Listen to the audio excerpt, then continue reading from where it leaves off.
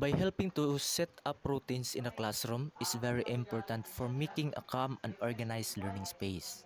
Routines let students know what to do and when to do it, which can stop confusion or disruption. Teachers play a big role in creating routines by showing students what is expected and helping them follow these steps every day. To start, choose the activities where routines are most needed, like getting ready in the morning, switching between lessons, or packing up at the end of the day. Explain the steps of the routine clearly so students understand. Show them how to do it correctly, like how to line up quietly or put away their books. It is important to follow the same routines every day so students can learn it well. Praise students when they do the routine correctly to encourage them.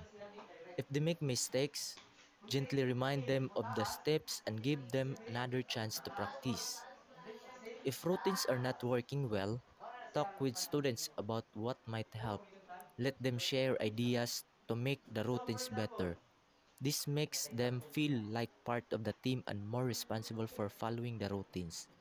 Helping students with routines make the classroom run smoothly and gives them skills like self-control and responsibility.